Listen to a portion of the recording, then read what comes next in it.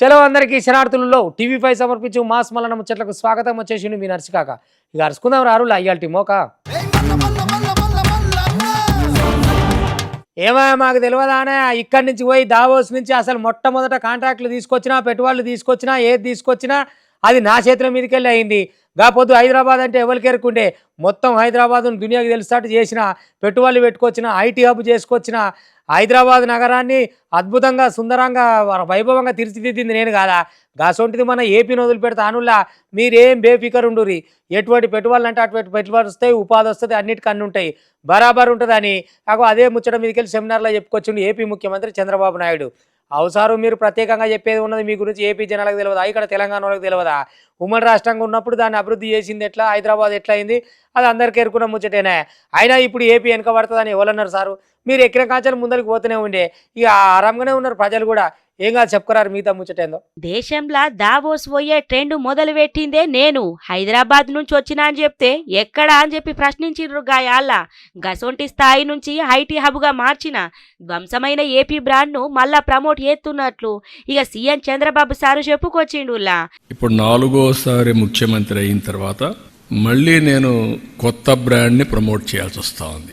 టోటల్గా డెమాలిష్ అయినటువంటి ఆంధ్రప్రదేశ్ బ్రాండ్ని, డెస్ట్రాయ్ అయిన బ్రాండ్ని ఇప్పుడు మళ్ళీ ఇండియాలోనే కాకుండా ప్రపంచం మొత్తం కాదు మేము ఉన్నాం, మీరు రండి, మేము అన్ని విధాలా సహకరిస్తాం అని చెప్పే పరిస్థితికి వచ్చింది. పోయిన 5 ఏళ్లు విధ్వంసం సృష్టించే కదా జగ్గులు. ఇక ఇప్పుడు గట్లగాకుండా ఏపీ పునరుద్ధరణే లక్ష్యంగా మొత్తానికైతే అభివృద్ధి దిక్కు అడుగులెత్తాడు. ఇక దావోస్లో మొత్తం 27 సమావేశాలలో పాల్గొన్నట్లు సీఎం సారు చెప్పుకొచ్చిండు. గ్రీన్ ఎనర్జీ, గ్రీన్ హైడ్రోజన్ తయారీ ముచ్చట మీద చర్చించిండ్రట. ఏపీని పెట్రోకెమికల్ హబ్గా మార్చబోతున్నారట నుల్లా. ఇక మంత్రి లోకేష్ 35 సమావేశాలు, 5 రౌండ్ టేబుళ్లకు హాజరయ్యిండు. మినిస్టర్స్ లోకేష్ గాని, భరత్ గాని వీళ్ళంతా దగ్గర 37 మీటింగ్స్ చేశారు. 5 రౌండ్ టేబుల్స్ అటెండ్ అయ్యాడు లోకేష్. 4 కాంగ్రెస్ సెషన్స్ కూడా అటెండ్ అయ్యాడు. అంటే వీలైనంత వరకు ఆంధ్రప్రదేశ్ని ప్రపంచ పటంలో పెట్టడం, అదే మరిగా ఎక్కడికక్కడ మేము ఇక్కడుండే అడ్వాంటేజ్ చెప్పడం. ఇక ఏపీని మళ్ళీ ప్రపంచ పటంలో చూపెట్టుడే తమ లక్ష్యం అని చెప్పుకొస్తున్నాడులా. దావోస్ పర్యటన మీద ఇష్టం వచ్చినట్టు మాట్లాడుతున్నారు కొందరు. ఇక ఎట్లుంటుందో అభివృద్ధి అంటే ఏందో చూపిస్తా అని చెప్పి మొత్తానికైతే సీఎం సారు మాట్లాడుకొచ్చిండులా. వరల్డ్ ఎకనామిక్ ఫోరం అంటే పెట్టుబడులు ఒక్కటే కాదు, ప్రపంచవ్యాప్తంగా ఉన్న కార్పొరేటు కంపెనీలు, దేశాల ప్రతినిధులు ఒకే జాగల కూర్చునే కేంద్రము. ఆధునిక ఆలోచనలు, లేటెస్ట్ ట్రెండ్స్ తెలుసుకునే అవకాశం ఉంటుందని, వచ్చే 5 ఏళ్లల్లా తెలుగోళ్ళు ప్రపంచ దేశాలన్నిట్లా ముందుంటారని చెప్పి సీఎం చంద్రబాబు సారు చెప్పుకొచ్చిండులా. Davos is a place for networking. ప్రపంచంలో 4 రోజులు ప్రపంచం అంతా అక్కడికి వస్తారు. కంట్రీ హెడ్స్ వస్తారు, మినిస్టర్స్ వస్తారు, గవర్నమెంట్సే కాకుండా ఆల్ కార్పొరేట్స్ వస్తాయి. 100 దేశాల్లో తెలుగు వాళ్ళు ఉన్నారు. నేను అన్నాను, ఇంకా రాబోయే 5 ఏళ్లలో ప్రపంచంలో ఎన్ని దేశాలుంటే అది అన్ని దేశాల్లో వీళ్ళు ఉంటారు. ఇప్పటికే 100కు మీద దేశాలలో ఉన్నారని కూడా చెప్పుకొచ్చిండు. గిది కదా అభివృద్ధి అంటే, గిట్లుంటది జగ్గులు. జర కళ్ళు పెద్దగా వేసుకొని చూడు కదా ఇప్పటికన్నా. జర ఏం చేసినా కూడా తప్పుడు తరక లెక్క మాట్లాడతామంటే ఉత్తగానే ఊకుంటాది. గిదంతా నీతోటి అవుతుందా? శాతగాకనే ఇంటికి తోలిండ్రు నిన్ను జనాలు. ఓయమ్మాయి ఓట్లు దగ్గరికి వచ్చే కొద్ది తెలంగాణ పంట వంతున్నట్టే ఉన్నది కదా జనాలకు. కాంగ్రెస్ సర్కారు వాళ్ళు గేరు మార్చి స్పీడ్ పెంచి ఇగొచ్చే పథకాలు చూసుకొని సన్నబియ్యం వస్తాయి, ఆరామీలు వస్తాయి, అవి వస్తాయి, ఇవి వస్తాయి, రైతు భరోసా వస్తుంది, అన్నిటికీ బరాబర్ ఉండురు అని చెప్పని చెప్పుకొస్తా ఉన్నారు. అంటే వీళ్ళ రాజకీయం వీళ్ళకు ఉంటుంది, వాళ్ళ రాజకీయం వాళ్ళకు ఉంటుంది, ఎవరి ముచ్చట వాళ్ళకు ఉంటుంది. కానీ జనం ఇప్పుడు వాళ్ళు చెవులు కొట్టే పని మీద ఉంటారు కదా. మరి ఎలక్షన్ల ముందే ఇస్తారా, ఇచ్చినాక ఓట్లకు వస్తారా, ఓట్లు అయిపోయినాక ఇస్తామని మళ్ళీ చెప్తారా? మరి ఏదైనా తేటగా తెలవాలి కదా. ఇక పథకాలు అయితే తయారుగున్నాయి, మీరు తయారుగుండరు తాతానంగానే మనోళ్ళు జేబులకి వెళ్ళి చేతులు తీసి ఇక సంచులను పట్టుకొని తయారు కూర్చున్నారు. వాళ్ళు పథకాలు తీసుకొచ్చి ఇప్పుడు ఇలా పోసేది ఎప్పుడో, ఆ సన్నబియ్యం తినేది ఎప్పుడో, ఆ సన్నబియ్యం కూడా ఒక మనిషికి 6 కిలోలు ఇస్తున్నారట. ఇక బయట కొనే బాధ ఏముంటుంది? ఇలా సన్నబియ్యం ఇచ్చినాక నిమ్మలంగా ఉడకబెట్టుకొని తినుడే ఉంటుంది కదా. ముసలిముడి వాళ్ళు కానీ, ఇంటికాడ ఉండేటోళ్ళు కానీ అందరు. మరి అట్లా ఎన్నడిస్తారో ఏం కథో కానీ సన్నబియ్యం అనగానే పానం అంతా చల్లగా అవుతున్నది. కానీ చూడాలి మరి. ఇప్పుడు ఓట్లు దగ్గర ఉన్నాయి కదా, వీళ్ళు చెప్పేటి వీళ్ళు చెప్తారు, వాళ్ళు చెప్పేటి వాళ్ళు చెప్తారు. నోట్లు అయితే తయారు పెట్టుకోరు తాత. ఇక మా నోట్లే కొట్టాలి కదా అవన్నీ. చూసుకోరి. అగో ఎన్నికల హామీలను అమలు చేసే దిక్కు కాంగ్రెస్ సర్కారు ఈ స్పీడ్ పెంచింది. రేపటికాంచెల్లి పథకాలను అమలు చేయబోతున్నదట రేవంత్ సర్కారు. యగ్గి ముచ్చట మీద ఏర్పాటు చేసిన సమావేశంలో మంత్రులందరూ కూర్చొని చర్చించుకున్నారులా. డిప్యూటీ సీఎం బట్టి విక్రమార్క, మంత్రులు ఉత్తము, పొంగులేటితోటి యగ్గి దీనికి సంబంధించిన అధికారులు అందరు కలిసి హాజరైనరు అన్నట్టు. రేపటి నుంచెల్లే రైతు భరోసా, ఇందిరమ్మ ఇండ్లు, రేషన్ కార్డులు, ఇందిరమ్మ ఆత్మీయ భరోసా పథకాలు అమలు కాబోతున్నాయట. ఇక 100% పథకాలు అమలు చేస్తామని డిప్యూటీ సీఎం బట్టి విక్రమార్క చెప్పుకునే రావట్టి రేపు రాష్ట్ర వ్యాప్తంగా చెప్పిన మాట ప్రకారం, ఇచ్చిన వాగ్దానం ప్రకారం రాష్ట్ర వ్యాప్తంగా లాంఛనంగా ప్రారంభోత్సవం చేస్తా ఉన్నాం. రాష్ట్రంలో ఉన్నటువంటి అన్ని మండలాల్లో మండలానికి ఒక గ్రామాన్ని యూనిట్గా తీసుకొని ఆ గ్రామంలో పూర్తిగా శాచురేషన్ పద్ధతిలో ఈ 4 పథకాలని రేపు పూర్తి చేయబోతా ఉన్నాం. వ్యవసాయం యోగ్యమైన ప్రతి ఎకరానికి రైతు భరోసా అందిస్తారట.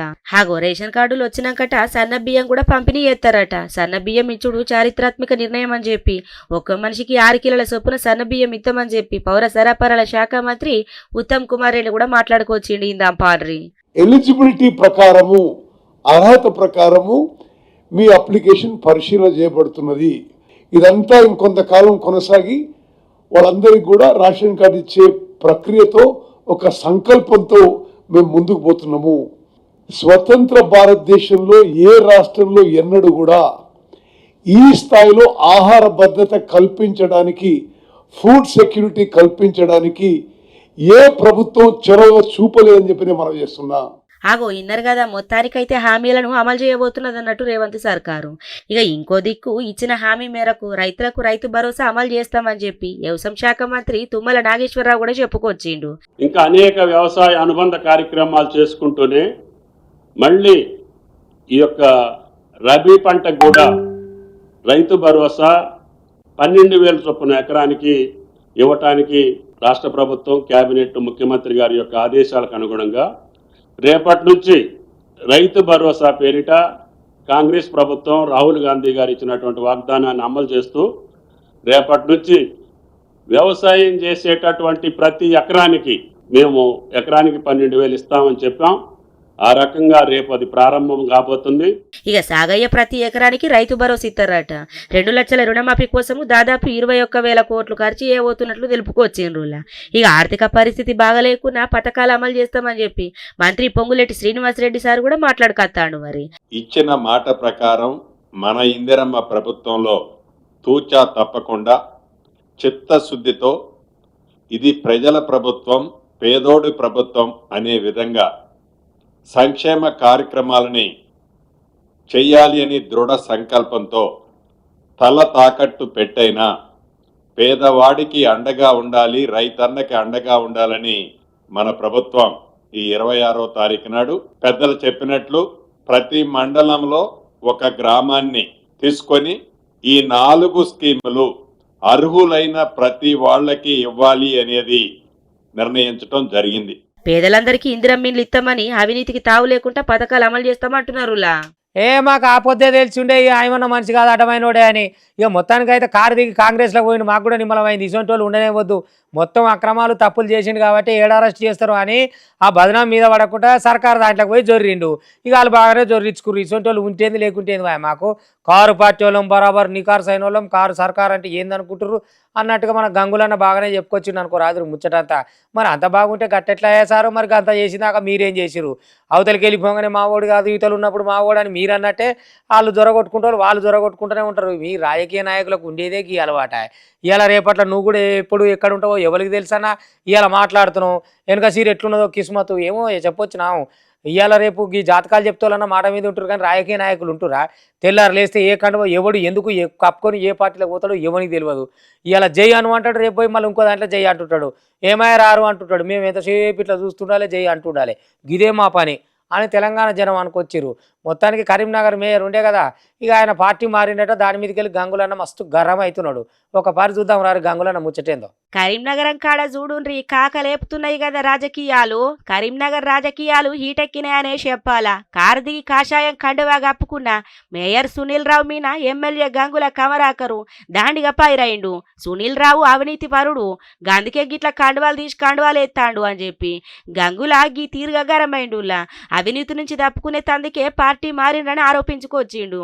అధికారంలో ఉన్న పార్టీలకు మారుడు సునీల్ రావుకు అలవాటే కదా, పార్టీ మారేటోళ్లకు ప్రాధాన్యత ఇయ్యద్దు. అయినా సునీల్ రావును మేయర్ని చేసి తప్పు చేసినాం, ఆయన పార్టీ నిడిసబెట్టుడితోటి మాకున్న దరిద్రం కూడా పోయిందని చెప్పి దండిగా మాటలు మాట్లాడిండు. ఇక ఇందాం పాండ్రులా సునీల్ రావుది ఇదే చరిత్ర.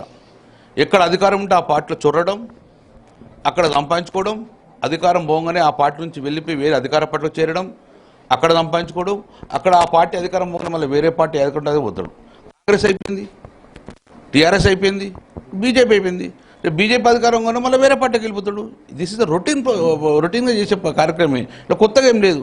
మాకు ముందే తెలుసు ఇదంతా జరుగుతుందని కూడా. కానీ పార్టీ కూడా మేము చెప్పడం జరిగింది, ఇలాంటి జరుగుతాయని చెప్పి చెప్పినాం. కానీ అనివార్య కారణం వల్ల మేలు చేయడం జరిగింది. ఎస్, ఇప్పుడు మేము మళ్ళీ మా పార్టీ అధికారం లేదు కాబట్టి వెళ్ళిపోతుండ్రు. మా పార్టీ ఒక సముద్రం లాంటిది, ఇలాంటి నాయకులు ఎంతమంది తయారు చేస్తుంది. వాళ్ళు ఎక్కడ దాకానే ఎగిరిపోతూ ఉంటారు. మళ్ళీ ఒక నాయకుని తయారు చేసుకుంటాం. ఆ గోగదన్నట్టు ఇక ఇప్పటికే బీఆర్ఎస్ కు గట్టి షాక్ ఎదలిగైన పార్టీ మారుడుతోటి ఇక ఇండ్ల దీండ్లా అన్నట్టు గంగుల కమలాకరి ఇంకింత ఈటెక్కించే మాటలు మాట్లాడే. సునీల్ రావు నోరు అదుపులో పెట్టుకోకపోతే అవినీతి చిట్ట బయట పెడతామని చెప్పి ఎమ్మెల్యే గంగుల కమలాకర్ అయితే దండిగానే ధ్వజం ఎత్తిండు చూడుండ్రి. ఇక గిట్లున్న ఇల్లా ముచ్చట్లు. అయ్యో మీరు కూడా తిరిగానే మొదల ఎంతలా ఎగిరిపోసిరు కదా, ఏం పట్టుకొచ్చిరు. దావోస్ ముచ్చట గురించి కిషన్ రెడ్డి మాట్లాడుతుంటే నాకైతే నవ్వే వస్తున్నది అని చెప్పి అంటున్నాడు ఎమ్మెల్సీ బల్మూరి వెంకటన్న. ఎందుకనంటే మీరు ఆపొద్దేమో ఇంత పొడుగు చెప్తిరు పొంకనాలు, మరి ఏవయా మీరు తెచ్చినాయి? దాసి దయాల పాలు చేసినట్టు చెప్పి పొంకనాలు ఏంపుతారు తప్ప ఏమైనా చేసింది అమ్మని ఉన్నదా? మళ్ళీ మీదికెళ్ళి మా పార్టీ మీదికెళ్ళి ఇది అంటుర్రి. మీరు పోయి అక్కడ ఒప్పందాలు చేసుకొని సంతకాలు పెట్టించుకొని సగం సంకలాలు వేసుకొని సంచులాలు వేసుకొని ఎవరెవరు ఎక్కడికెళ్ళి వచ్చారు మాకు తెలియదా? ఇక అన్ని పోయినాయి కానీ మళ్ళీ మీదకి వెళ్ళి మా మీదకి అన్నకి వస్తున్నారు అని చెప్పని కిషన్ రెడ్డి మీదకి కసు అనడానికి రాదురి బల్మూరి వెంకటు. మొత్తానికైతే రాజకీయ నాయకుల పంచాయతీ తొడవదు, ఇంట్లో సంవత్సర పంచాయతీ నడుస్తుంది కానీ వీళ్ళు తొడవదు. వీళ్ళు మనకు చేసేది ఏందో అర్థం కాదు కానీ వీళ్ళు పంచాయతీలు మటుకు జోరు పెట్టుకుంటుంటారు. ఇప్పుడు గదే ముచ్చట మీదకి వెళ్ళి ఈయన ఎగురుతుంటారు. అది వరకు వాళ్ళు ఎగిరిరు కదా, ఇక వాళ్ళు ఎగిరి వెనక పడతారు, వీళ్ళు ఎగిరి ముందర పడతారు. మన కొరిగేది అయితే ఏముండదు. మొత్తానికి రారి ఈ పంచాయతీ కూడా చూసుకుందాం. ఏందయ్యో పేపర్లకే అంకితం, ఏమిటికి పోయినరో ఎందుకు చేసిండ్రో అని బాగా మాట్లాడుతున్నారు మా మీన. మరి మీ కథ ఏంది అని చెప్పి ఇక కిషన్ రెడ్డి మీద ఎమ్మెల్సీ బల్మూరి వెంకటి మస్తుగానే గరమైండు. దావోస్ పెట్టుబడుల మీద కిషన్ రెడ్డి మాట్లాడుతుంటే నాకు బగ్గ నవ్వుతున్నది. కేంద్ర మంత్రిగా ఉన్న కిషన్ రెడ్డి ఏ రోజు కూడా తెలంగాణ సర్కారు కోసము తెలంగాణ జనాల కోసము ఆలోచించలేదు. అసలుగా ముచ్చట్నే లేదుగా ఆయనకు. దావోస్ పెట్టుబడులు పేపర్కు మాత్రమే పరిమితమైనవి అనే ముంగల ఒక త్యాప ఆలోచించుకోవాలా వాళ్ళు కూడా. మీ పార్టీ సీఎంలైన మహారాష్ట్ర ఉత్తరప్రదేశ్ సీఎంలు కూడా దావోస్కు పోయి ఎంఓయూలు వేసుకున్నారు కదా, మరి గవిటి పరిస్థితి ఏంది అంటే గవి కూడా పేపర్కే పరిమితమైనయా ఎట్లా? గిదిని మీద మరి మీ సమాధానం ఏంటిదో చెప్పాలని మస్తుగానే గరమైండు. ఇక చూడుండ్రి కావాలంటే. కిషన్ రెడ్డి గారు నిన్న దావోస్ పర్యటన గురించి మాట్లాడుతారు. కేంద్ర మంత్రిగా పనిచేస్తున్న మీరు దావోస్ ఎకనామిక్ ప్లాట్ఫామ్ లో వివిధ కంపెనీలు, అన్ని దేశాల కంపెనీలు సంబంధించి అక్కడ వచ్చి ఒప్పందాలు చేసుకుంటాయి. ఆ అవగాహన కనీసం మీకు ఉండాలి. ఎందుకనంటే ఇదే దావోస్ లో ఉత్తరప్రదేశ్కి వెళ్ళి మహారాష్ట్రకు సంబంధించి బీజేపీ పాలిట రాష్ట్రాలు అంటే బీజేపీ ముఖ్యమంత్రులు కూడా దాంట్లో పాల్గొని వాళ్ళు కూడా భారతదేశానికి సంబంధించిన కొన్ని కంపెనీస్ తోటి ఒప్పందాలు చేసుకొని ఆ సంబంధించిన ఇన్వెస్ట్మెంట్స్ ని ఆ రాష్ట్రాలకి తీసుకొని వెళ్ళడం అండ్ ఎంఓయూస్ కూడా సైన్ చేసుకోవడం జరిగింది.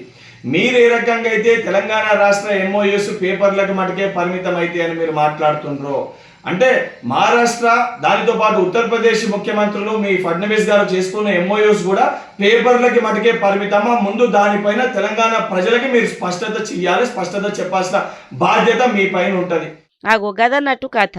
ఇక మరి దావోసు ముచ్చట మీద వీళ్ళు ఇట్లా మాట్లాడేటల్లకంటే ఇక మొత్తానికైతే ఇక బల్మురి వెంకటికి ఇట్లా గరం కచ్చిండ అన్నట్టు. మరి మమ్మల్ని పేపర్కి అంకితమని మాట్లాడుకొస్తున్నారు, మరి మీ వాళ్ళు చేసిన పని ఏంది? మరి గాళ్ళు కూడా గాడికి పోతిరి, గాళ్ళు కూడా ఎంఓయూలు చేసుకున్నారు, మరి అవి కూడా పేపర్లకు అంకితమేనా? తెలంగాణ కోసం బాధపడ్డోళ్ళు కాదు, తెలంగాణ కోసం జనాల కోసం ఆలోచించిన వాళ్ళు కాదు. మీరు మాట్లాడితే నాకు నవ్వుతున్నదని చెప్పి కిషన్ రెడ్డి మీద గీ తీరుగా గరమైండులా.